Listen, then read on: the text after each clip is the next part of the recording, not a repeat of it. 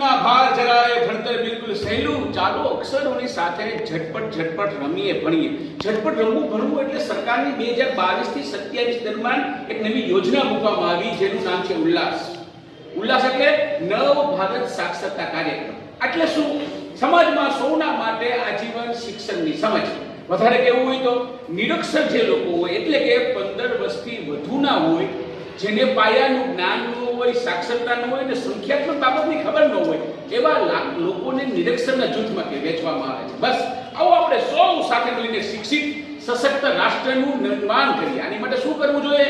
મારે, તમારે, બધાએ કોઈ પણ જાતનો પગાર, માનદ વેતન લીધા વિના કર્તવ્ય બોધ અને સેન્સ ઓફ ડ્યુટી સ્વયં સેવામાં જોડાવવું જોઈએ. કોને જોડાવવું જોઈએ? મારે, તમારે, નિવૃત્ત શિક્ષકોએ, આંગણવાડી વર્કરોએ, આશા વર્કરોએ, સાથે વિદ્યાર્થીઓએ, ધોરણ 5 ઉપરના વિદ્યાર્થીઓ અને એનાથી વધારે શિક્ષિત લોકોએ બધા સાથે જોડાવીને જન આંદોલનમાં જોડાવવું જોઈએ.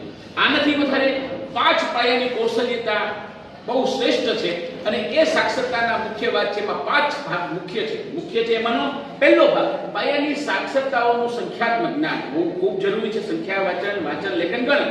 બીજું, જનજાગૃતિ કૌશલ્ય એટલે નાણાકીય સાક્ષરતા આપણને ખબર નથી, કાનૂની સાક્ષરતા ખબર નથી, ડિજિટલ સાક્ષરતાની ખબર નથી, આરોગ્ય સંભાળની, આ બધા મુદ્દાને જોડવાનું કામ કરવાનું. ત્રીજું, મૂળભૂત શિક્ષણ જે હું તમે લઈએ છીએ, ભણવાના છીએ એ કામ. વ્યવસાયિક કૌશલ્ય, સ્થાનિક રોજગાર મેળવવા માટે કૌશલ્ય માટે પુનઃ કૌશલ્યની વ્યવસ્થા કરવી તે મહત્વનું છે.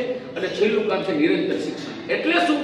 કલા, વિજ્ઞાન, ટેકનોલોજી, સમૃદ્ધિ, રમત ગમત સાથે સાંસ્કૃતિક કાર્યક્રમો તેમજ સ્થાનિક સાક્ષરોને માટે રસ ધરાવતા માટે ઉપયોગી અન્ય એવા બધા જ સર્વાંગી વિકાસોનો સાથ લઈને કામ કરવાનું થાય છે. અભ્યાસક્રમને જોડવાની એ બહુ મહત્વનું છે. બસ તો ચાલો સૌ સાથે મળી અને આપણે બધા જ આમાં જોડીએ. ઉલ્લાસ શિક્ષણ કાર્યક્રમને પોતાનો કાર્યક્રમ બનાવીએ, એક જન આંદોલન બનાવીએ. અમરેલી જિલ્લો નિરંતર શિક્ષણ અધિકારી સોલંકી સાહેબની એક હાકલ છે, એક અપીલ છે, એક બધાની આમ જોવો ને તો સંવેદના છે કે બધા સાથે જોડાવ.